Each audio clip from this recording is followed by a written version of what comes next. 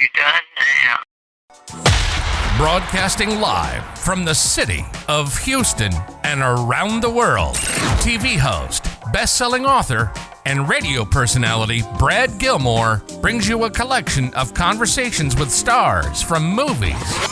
Mark Wahlberg. Hey, how are you? He is the legendary Mr. Christopher Lloyd. Mr. Lloyd, how you doing, sir? I'm doing good.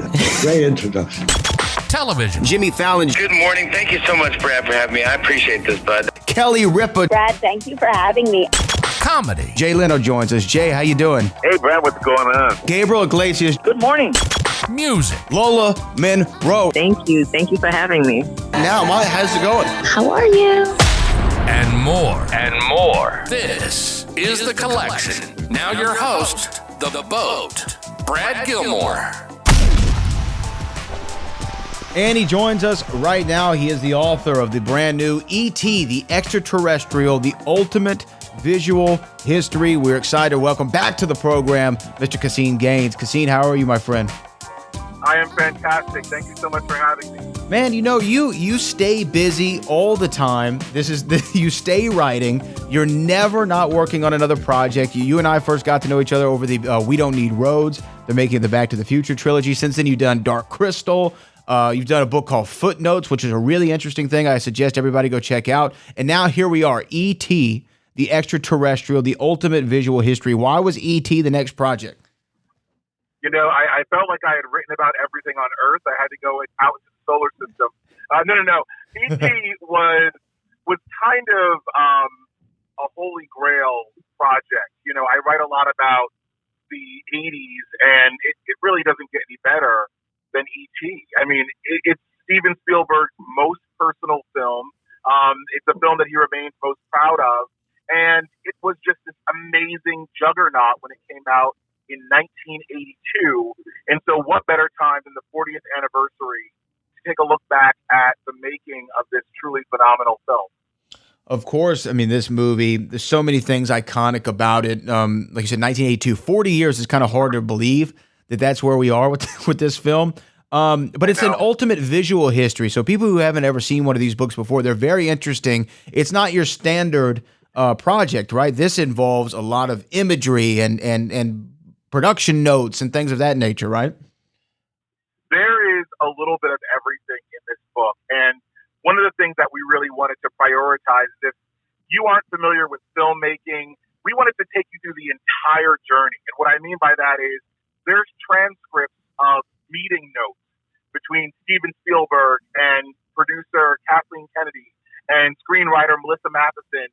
And they're just transcripts, and we just stuck them in the book. There are Polaroids from when they were designing the E.T. puppet. And, you know, they're for the first time being published in this book. There are production notes, storyboards, even the audience response cards from when they had test screenings of E.T. You can go through the entire ride. And so it was really interesting for me to not only do interviews and write a text that captures the history, but if you look through the book, it is a scrapbook almost of the entire E.T. phenomenon, going back to Close Encounters of the Third Kind all the way through to the 40th anniversary. You know, it's just incredible that people had the wherewithal to preserve some of these things. Do you know what I mean? I guess we live in such an age now where we document our everyday life and we document things that we're working on. We have the wherewithal, understanding, and know how to do that. Are you shocked by some of the things that they held on to? Actually, not only am I shocked, but to be honest with you, I think even the folks at Amblin and Universal were shocked because it wasn't just going to their archives, the effects people. There are some photos in the book that are Steven Spielberg's personal photos, actually. So I can promise that every single person in the world is going to see something for the first time in this book. E.T., the Extra-Terrestrial, the Ultimate Visual History is available tomorrow when most of you are listening to this. Let me ask you this, Caseen. You have a foreword from Drew Barrymore, who famously, this is one of her big roles that kicked off her career as a young child star. How did that come about? That came about because we asked and we beat down the door. So, and let me tell you Persistence pays, right? Persistence pays. But let me tell you something. This is completely absolutely true. Drew Barrymore is exactly who you want her to be, exactly who you hope she is. I've interviewed a lot of people for a lot of different projects, not only this book, and she is just one of the most wholesome and genuine people that I've ever spoken to. And, my personal story with this book is, when I spoke to her, we already had a bit of a layout for the book. And so while I was speaking with her, she was looking at the book, and to hear her reaction to seeing some of these images, she was blown away by it. And I think if you can impress Drew Barrymore, that's good enough for me. That's all I need. So I was so glad that she contributed a foreword. I think what she wrote is absolutely beautiful and touching and poignant, and I'm glad to have her on board. It's just incredible too to have a film like this that just continued. Like you said, you've talked about Dark Crystal, which was definitely a cult film, but a huge popular one nowadays. And Back to the Future trilogy, of course, everybody is aware of. And E.T. is really, because I know they say that Jaws was the first blockbuster, right? And then kind of Back to the Future was the summer phenomenon, but E.T. was right there in the middle. What do you think about it was able to have this staying power 40 years later? That's a really interesting question, and one that I've thought about a lot over the course of working on this book. And I think it's something about the humanity in the film. We think about it now as this juggernaut, this big phenomenon and blockbuster, as you said. But when you go back and watch it, it's a really intimate film. It's very personal feeling. As I mentioned before, it was personal to Steven Spielberg working on it, but it also feels very relatable to everyone seeing it. I think everyone, whether you're a child or you're an adult, has had some feeling of loneliness. Certainly, we just are coming out of, hopefully knock wood, coming out of this pandemic where even if you were at home with other people, we were isolated and lonely from the greater world. And I think that the story of E.T. really speaks to that longing for a human connection. And it's something very hopeful and optimistic that you can find that connection sometimes in someone or something that really bears very little resemblance to you. It doesn't have to be someone who's just like you or thinks just like you, but you can still find a way to connect if you look for it. Yeah, I think that you've really hit the nail on the head there. I mean, of course, this movie was popular when it came out, nominated for 9 Academy Awards, if my notes have me correct, won 4 of those. Steven Spielberg's most personal film, you said. Why is this his most personal film? It's his most personal film for a number of reasons, but I think the biggest one is that Steven really was like Elliot in a lot of ways as a kid. And if you recall, in E.T., the parents are divorced. We only ever see the mother. Steven Spielberg's own parents divorced when he was a teenager, and he always kind of wanted to explore that feeling of loneliness that he felt. And what's funny is he sort of imagined for himself having an imaginary friend. He had siblings, but he didn't really connect with them in the same way as he would have a friend, but he just didn't have that person in his life. And so E.T. is sort of his wish fulfillment story.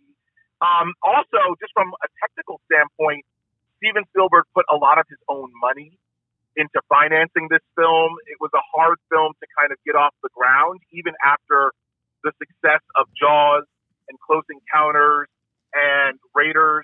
This wasn't what people thought of as a Steven Spielberg film. This was not a Steven Spielberg film in the conventional sense. E.T. was really something that people thought was a child sort of thing, a Disney movie, said pejoratively. So Steven Spielberg had a lot riding on this film personally, and the fact that it was such a phenomenon, I think he really felt very validated by it, and I think it also shaped his filmmaking in a lot of ways and encouraged him to kind of really always focus on telling stories that he wants to tell. This movie, of course, captured a generation's imagination. I think that's easy for us all to say. It was a popular film when it was released. And to me, I was actually watching, did you happen to see Chip and Dale Rescue Rangers on Disney Plus? Have you seen that film? I saw it and I loved it. Yes, I saw it. It's so great. To me, it's almost a modern day Roger Rabbit-esque kind of movie. Right. But there was an advertisement in the movie for Batman versus E.T., and which I got a kick out of, right? And it actually made me think at the time, why was there never a sequel? I mean, this seems like a movie that could easily have some sort of sequel to it, or a retelling years later. E.T. comes back. Was there ever any plan for a sequel to E.T.? There was a lot of discussion about a sequel, and in fact, if you go back and look through the archives, and I write about this a bit in the book, Steven Spielberg was a little bit cagey around 1982, 1983 about whether or not there would be a sequel. Certainly the studio wanted a sequel, but he always felt like if there was going to be a sequel to E.T., it had to be something that made sense. It had to be something that wasn't just going to retell the same story, and something that would warrant being its own film and not just have to rest on the laurels and success of the first one. And he just never had that project. He just never, he was satisfied with E.T. He felt like he said everything that he wanted to say about this particular story through this film. And there wasn't really a reason for him to go back to the well. And in fact, in a lot of ways, he thought the only reason would be for the financial benefit of it. And that's not a good enough reason to make a sequel. I mean, if only everyone in Hollywood thought that, right? That's a rarity. That's a rarity, right? But he says actually, both he and Kathleen Kennedy, who I spoke to for the book, both of them, they both said that's one of the things in their entire career they're most proud of is rejecting the pressure to make an E.T. sequel, because the pressure was certainly there, and they stuck to it. Now, the thing about Steven Spielberg and a collaborator friend of his, Mr. George Lucas, of course, they made Indiana Jones together. George Lucas, the man who created Star Wars, they both did something in the early 2000s, and I just want to know what your read is on it and what the fan community felt about the special edition of E.T., because a lot of people fall in love with the movie the way that they've seen it. And as we know from the specialized editions of the Star Wars movies that came out in the late 90s, people felt very strongly about the changes that George Lucas made, right? About Han shooting first and not Greedo, things of that nature. There was a special edition of E.T. Were there significant changes? And was there any kind of backlash to that change? So there were significant changes to the 2002 release of E.T. The one that sort of garnered the most attention was they digitally took out a number of guns towards the end of the film and replaced them with walkie-talkies in the hands of police officers. That was certainly a very controversial one, but for me, the most controversial change is that they digitized the puppet's head, so that you weren't really seeing a lot of the E.T. puppet in its original form. I actually spoke to Steven Spielberg about this, and I asked him about this, and I'll admit I didn't exactly know, how that portion of our chat was going to go because there was a lot of backlash to it. But, Steven said something that I think is very fascinating, and you evoked George Lucas in the question. He said, at the time, while those special editions of the Star Wars films were controversial, they also were very successful. And there were people that did like them and enjoy the upgrades. And that, the thought was in the 70s or in the 80s, special effects were not what you could do in the 90s. And so if you were just going to touch up the effects and bring the films up to modern standards, why not do it? I mean, Lucas, I think, went a little bit further in terms of changing some of the plot points and things like that. But, just in terms of giving the film a little bit of an aesthetic facelift, sure, let's go for it. So he didn't really think that would be a problem, but he learned that you don't really have to do that. People aren't looking to upgrade their memories. People are just looking to revisit and relive their memories. And so he actually said the experience on the 2002 E.T. and the reaction to it made him promise that he would never do that again. And he has actually, since for the last 20 years, he has held to that promise. The other thing that I want to sort of add, though, is Kathleen Kennedy, when I spoke to her, she said, folks really have to remember they all had very good intentions with that 2002 special edition. And particularly with the guns, this was a post 9/11 society now. They were working on this shortly after 9/11, and they sort of felt like, that's where the nation was. But it wasn't. People didn't like seeing that change, but they were trying to be sensitive to the world that now this 2002 edition was going to be coming out in. So it's an interesting perspective, but I do know for a fact that a bit of a spoiler, but Steven does in the book, he actually apologizes for the 2002 special edition and apologizes to anyone who was disappointed by it, and has sort of said any further home video, I just dated myself, right? Streaming or DVD or anything like that, releases will always be the 1982 version. Oh, wow. Okay. Well, there you go. I'm glad I asked that question. You got to talk to Steven Spielberg. You got to talk to Kathleen Kennedy. One of my favorite anecdotes from your Back to the Future book was when you were set to talk to Robert Zemeckis, of course, co-creator, co-writer, director, and the recording fails. Right? Yes. Did you have any similar stories that happened on this project, or what was your just personal favorite interaction while making this book? Well, so I'll tell you a funny story. It's not as good as the Zemeckis one, I don't think, but Kathleen Kennedy is a very busy person. She runs Lucasfilm, as I'm sure you know, and so I really had a hard time getting a hold of her. Not for any particular reason. She was happy to talk about E.T. for the book, but we couldn't schedule it at the same. We just couldn't work it out. And I ended up interviewing Frank Marshall, who also worked on E.T., and Frank Marshall is Kathy Kennedy's husband. And so I'm asking him a couple of questions, and he says, well, that's really a better one for Kathy. And I said, to be honest with you, I'm having a little bit of a hard time reaching her. And he said, oh, don't worry about that. And once we got off the phone, about 15 minutes later, my phone rang, and it was Kathy Kennedy. So he cleared the path for me to get to her. And then we had a chat for, I'm not exaggerating, it probably was close to 3 hours. Wow. We spoke on the phone. And it was just fascinating. You really forget that all of these people that now have become, they've worked on all of our favorite films. Even if you aren't familiar with the name Frank Marshall or Kathleen Kennedy, look them up, look up their IMDb. I mean, every film they've worked on. Right. And at the time, they were really just young. They were like in their 20s making films with their friends. George Lucas and Steven Spielberg, they were friends. They went to the same film school. You lose sight of that now because their work has become so iconic, but you really get a sense of that camaraderie and scrappiness and just almost Little Rascals style, let's put on a show that became E.T., this phenomenon.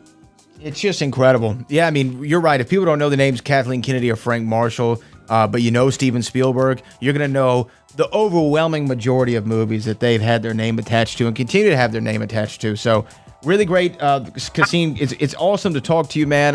Again, the book is called E.T. the Extra-Terrestrial, The Ultimate Visual History. It is available on Amazon or wherever you get your books. Available on August the 30th. So when many of you are hearing this tomorrow, Caseen Gaines, man, where can people find you, follow you, and see more of your books? Because E.T. is not it. You've done a lot of books, all great. Where can people find more out? So people can find me at Caseen Gaines, CASEENGAINES, or CaseenGaines.com. Find me. I'm all over. All over the place. Caseen Gaines, the author. Thank you so much for joining us today, man. Thank you.